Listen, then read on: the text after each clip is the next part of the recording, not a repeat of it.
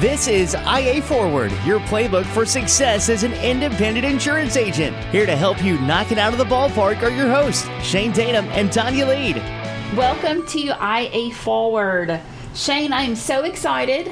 It is time to look back at all the really amazing things, and maybe not so amazing things, that have happened in our agencies in 2022. I think it's been a great year. A lot of agency owners are exhausted. And I think that that's the challenge with looking back of just what's happened with inflation and the trickle down that's finally hit the insurance agency world, and exhaustion may be a better place to kind of think about where we are as agency owners. But at the same time, it's exciting to kind of look back and go, okay, we've been going through this storm. I feel like there's this light at the end of the tunnel, and out of that storm, out of a hard market, you tend to see these periods of exciting, profitable, long-term cycles. That's sort of my look back is, okay, that was hard. This has been frustrating, but how much growth in terms of like just processes, mentality, our people, how much growth have we actually made it through in 2022? Let's talk specificity. When we're looking back over a year,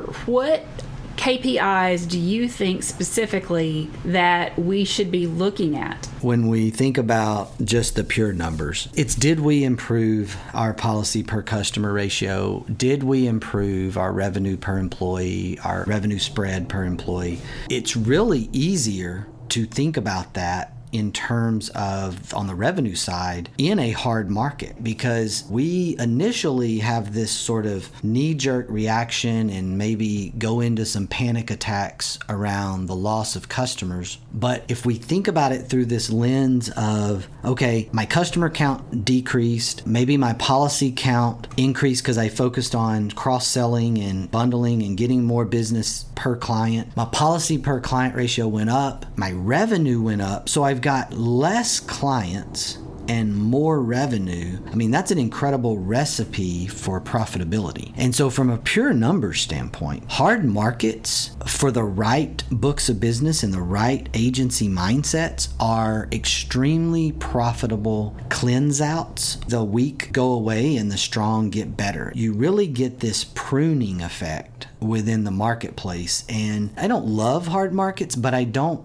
necessarily ignore them or wish they never happened. They're necessary. Stock market corrections are necessary so that everybody takes a deep breath. Everybody gets to a better place. And really weaker performing agencies end up being the ones that don't survive situations like hard markets. I think from a financial perspective, one of the things that we should look at toward the end of the year was cash flow. What did that look like? Going back to the previous years for perspective on financial forecast. I know cash flow is one of the biggest things when it comes to agency valuations when you're thinking long-term infinite gain. You can make money on paper and have negative cash flow. And this is one of those real growth opportunities for the salesperson who becomes agency owner, converting themselves from being a salesperson to being an agency operator, agency owner. That comes with the hat of the financial element, the operations element. At some point, you have to make that transition. Now, I know in the beginning,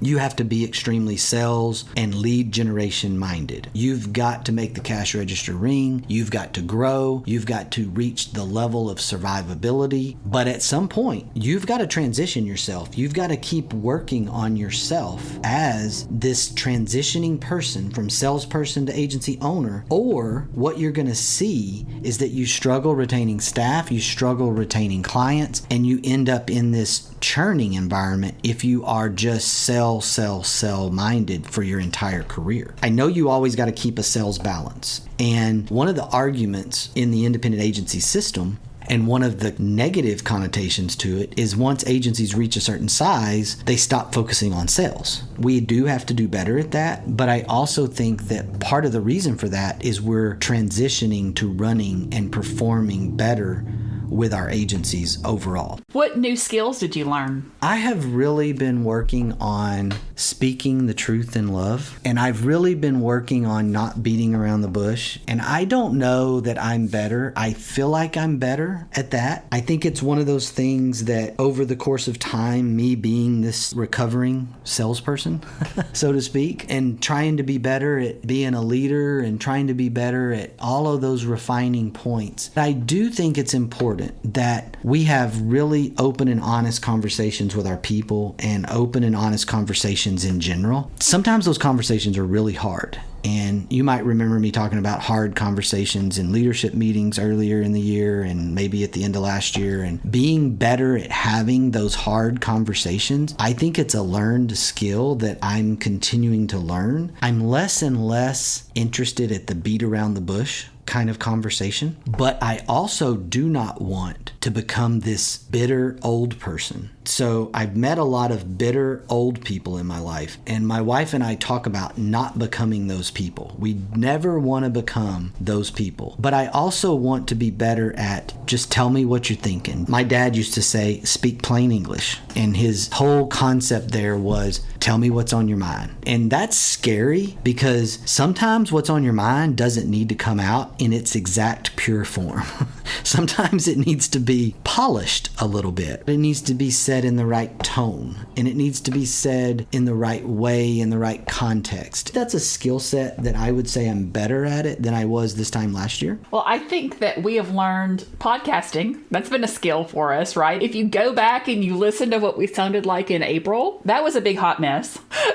Yeah, we just started. We didn't know. I just assumed that you knew what you were doing, and I was just showing up every day and talking. I didn't know that you didn't know what you were doing. Well, I'd never podcasted before. This was a new thing. Radio and podcast, I mean, can it be that different? It's got to be the same thing, surely. No, I will tell you that if I talked for 24 minutes straight with a co-host, we would get fired. So we have no music to play between our words. Right. So you're used to speaking in 60-second increments. So there's a big difference in speaking in 60-second increments and speaking in, 24-minute increments. The podcasting equivalent to radio is like calling a ball game without there being a ball game going on. I may be the most ignorant person on the face of this earth at this very moment, but I have not even thought about that. We are literally talking nonstop for 20 to 30 minutes, and that's not what radio people do. Unless they're talk radio people, and that's not who I am. And we don't have commercials, though. They have commercials, at least. Absolutely. I'll tell you something that I have seen you learn this year, and that is you've become so much more concise in your language. East Texas grammar is extremely polished, I must say. When you hear yourself talk, and you said this, and for any of those aspiring podcasters out there, you're thinking about starting a podcast, one of Tonya's early suggestions to me was do a video, talk in your notes on your phone, audio notes on your phone, and then listen to yourself. And when you hear yourself, you kind of start figuring out, okay, I don't need to say that or do that, or I need to be a little more specific with my pronunciation. Still to this day, I listen to our podcast, and even now I find myself still doing things and I'm like, okay, I got to get better at that. And it's just like anything else that we're doing. Practice makes you better. And in our agencies, looking back and thinking about all these little things that make you a stronger leader, that make you a stronger agency owner, that's no different than when we started podcasting, and now we're 70 something episodes down the road and going and growing, and we're better and better than we were day one. I think that's what happens in our agencies if we pay really close attention to it and we are intentional. So I think that is something great for us to look at. What new skills did we learn within our agency this year? And they may not have even been skills that we thought we were going to learn or that we even wanted to learn. But I think that's a really great way of looking back at the year at accomplishment. Something else I was thinking about is who is our target client at the beginning of the year? And did we accomplish reaching them? I'll add, moving from this networking individual that maybe you were the scared person, maybe you didn't understand. And what goes with that is this confidence of who you are. And I think that, again, our salesperson hat gets put on, and we find ourselves in these situations where we just think we have to say yes to the person in front of us or the person on the phone. And having an intentional process to go after a client or a client segment that is who we want, it's going to take some practice in self-confidence. It's going to take some practice in the dialogue that you create with that person, the environment, the networking, scared to death, putting yourself out there environment that you have to go into, whether that's directly with your prospect or that's through a referral partner. This is that thing that I keep thinking about and hearing about. We are the experts when it comes to the insurance piece of things. It's not the customer. It's not the referral partner, even though they've worked with insurance people for 10 years. You're still, as the agency owner, as the producer, as the insurance professional, you're still the expert. And I'm not sure that we see ourselves as the risk management insurance expert that we are. A lot of that just comes from sales mindset and just being about sell instead of being about education and risk management. I think a big thing that is uncomfortable to look at, but it really makes a difference when you put it down on paper, is what mistakes have you made? For me, the biggest mistake that I've made is I started out the year with this intentional, better at follow through and documentation of my own personal efforts. And then about halfway through the year, I started seeing myself get lazy with that. And from just note taking to referencing my notes to, these are things that I'm not good at. And I was really good at it in the first quarter. I formed a habit. I was very persistent. I was very good at it. And then I just, over the course of the year, didn't finish strong. And what's really frustrating to me about that is, as an athletic background, a coaching background, the fourth quarter is a really important quarter. And I feel like that's me. I haven't finished the game strong in 2022. I kind of got lazy and comfortable in the second half of the year. And that's probably my biggest mistake and frustration. I can say the same thing from a physical perspective. For the first 7 months of the year, I was eating right, I was exercising, I was doing all of the things that I was supposed to do. And somehow mid-August arrived, and so I didn't finish out the year nearly as strong from a health journey, from a physical journey. And I'm kind of like you, I'm disappointed in myself with that. So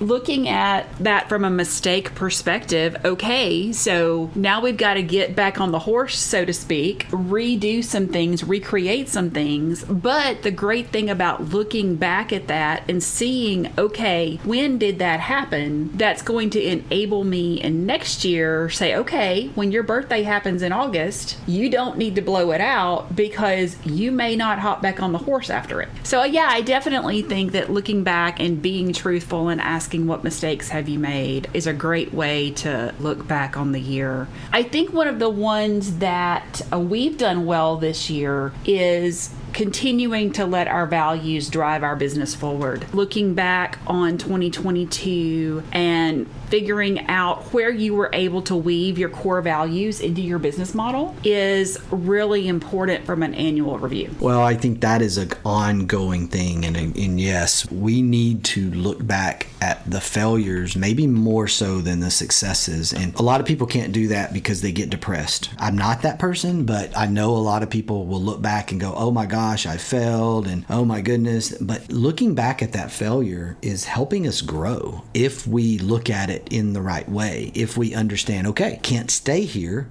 can't stay at that place. I need to recognize what went wrong. We talk about not losing, but learning. And I think if you look at it through that way, then you're always winning kind of mindset. And that sounds a little kumbaya, but there's a lot of truth in that. That's how we make our agency stronger. And look, if we make ourselves stronger individually, leadership skill set, just individual things like in skill set in general, just what do we want to be better at next year? Looking back at those failures is going to help us understand how to pull off and be stronger and be more resilient. And that's going to boil over into our organizations and to our team. I think that just committing and being fully confident that our core values are really the foundation of what we believe, and having those things guide every piece and every decision is really important. I will never forget December 26th, a few years ago, I had an agent that I was working with, coaching in a very holistic way. And we were doing a look back on the previous year. And we got to the end of this, and I will never forget, he said the words to me, "Are you proud of me?" And I kind of paused for a minute because I didn't even think it was my place to be proud or not proud. And my response to him was, well, are you proud of yourself? Are you proud of how far you've come? Are you thrilled with the results of what you started out to do and where you are? And I think that's one of those places that we have to get beyond the mistakes. And yes, we've got to look at them. They are extraordinarily important for us to acknowledge those mistakes and make a plan moving forward. But also take the time to figure out, okay, what are you proud of? What did you do well? And even if cash flow wasn't where it was supposed to be, or maybe you wrote way too many monoline auto policies, and there's all of these things that you could have done better. But I think the greatest thing that you should do is look back and see, okay, this is what I did really well. I'm learning to look back. It hasn't always been one of my strong suits. It hasn't really been a thought process for me. And really what I've come to realize is that if you don't look back, I'm not talking about living in the past. Let me clarify that. I never lived back in the past. I'm talking about looking back to what your journey has been, where you've come from. I've used the example of Starbucks before. In the 80s, Starbucks had 70-something locations in and around Seattle, and 40 years later, they have tens of thousands of locations across the globe. So if you are running Starbucks and you never look back, then you just assume things are the way they are, have always been this way, and all that. And we have to be careful about that, especially from a consumer standpoint. I remember having this conversation with my daughters and saying, hey, do you know the story of Starbucks? Do you understand what that company has accomplished in terms of just size and scope and success over the last 40 years? And they didn't know. Why would they know? They don't know a world that doesn't exist necessarily without Starbucks. And so they just assume Starbucks has always been what it is today. I use that example because in our agencies, if we will go back and look 5 years, 10 years, 15 years, depending on how long you've been around, agents will be amazed. Talk about, are you proud of me? There's a lot of agencies in this marketplace that need to be patting themselves on the back because they've made some significant progress. We have several partner agents that over the last 5 years, I'm just absolutely blown away and amazed at their growth, not only in production and premium, but their ability to retain business, their ability to automate things in their business, the way they're growing as leaders and managers of people. I've just been blown away at that because some of those conversations before they had staff were very, very freak out minded and mode type conversations like, oh my gosh, I can't do this. I need to just go back to just being a salesperson. Some of them are some of the most successful and best agency owners. If you don't ever look back, how do you know that you're growing at all? Because we have really short memories when it comes to this situation. And I've learned that by learning to look back and say, oh wow, we're doing pretty well. This is good. We've made it a long ways. How can we go to the next phase? What is the next phase? How do we even know what the next phase of our business is if we don't know where we came from? As a former competitive dancer, I can remember I would spend hours watching video, and I would be getting ready for a competition, and I would go back and I would watch previous videos from that year, and then I would go back and I would watch the same competition that I was about to enter. I would watch the video from the year before, and then I would watch the video from the same competition the year before that. And that was always part of my preparation process, is because we forget how far we've come, and we kind of forget about how badly we sucked. Yeah, I don't appreciate how bad we sounded in some of our first podcasts. Like, that's a little bit of this thing of like, ooh, I don't sound great. And nobody likes to go back and go, man, I wasn't where I needed to be. I think you have to do that. Just recognizing that progress. I catch myself during this empty nest phase when I'm sitting around trying to veg out and do nothing. I watch old videos, and I might catch a video from 2 years ago and then like a video of today and go, holy cow, there was an incredible amount of progress. My daughter came home from the University of Kansas over Thanksgiving break and went to work out with her strength and agility coach here locally. Her coach just is like, wow, you are so much quicker. You are so much faster. You are so much stronger. She didn't recognize that about herself at all because she sees herself day in and day out. We see where we're at today, but we don't necessarily capture where we were 6 months ago or a year ago and really have that aha, man, I'm making progress. That 1% improvement every day, there's a lot of truth in that. You know, if we just get 1% better every single day, then what kind of success we can have in 6 months out, a year out, 2 years out. It's just this incredible approach. And I think that's why I'm disappointed with myself when I fell off about halfway through, 3/4 of the way through the year, because I'm like, I totally lost perspective of that 1% better every day. We haven't done this yet internally, but one of the really cool exercises we do need to do is go back in this year. And I know we're talking about it here, but really go back and document the things where we were in January, first quarter, February, March, and where we ended the year. Because we have implemented a ton of things in 2022. Progress, growth from both our retail operation, our agent program operation, launching IA Forward. I mean, there's so many things that we have done as an organization.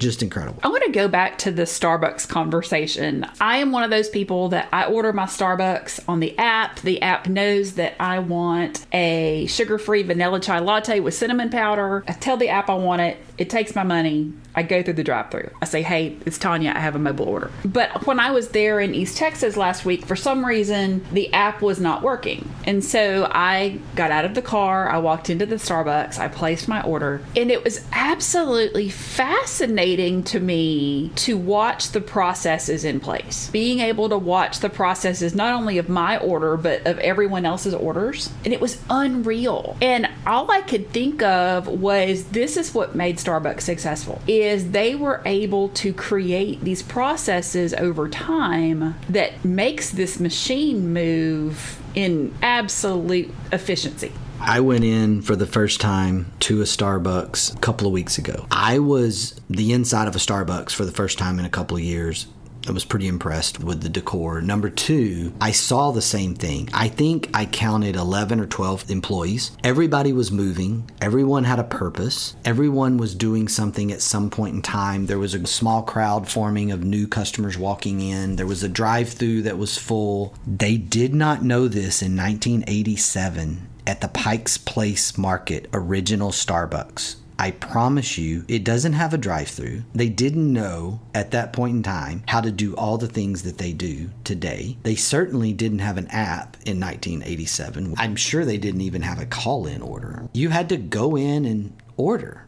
And so much was learned over those 40 years and implemented. And the reason that what we see today was because of failure. And because things didn't work. and somebody had to fix something and somebody had to tweak something. And I think that is such an important thing as agency owners. Just because it's not working today, just because something didn't work, don't give up on it. If it's a great idea, it's a great idea. Tweak it, figure it out, keep doing it till it gets right, and you will be amazed at what you come out the other side looking like. I'm going to leave us today with this quote from Joe Girard. Look back to learn, look forward to succeed.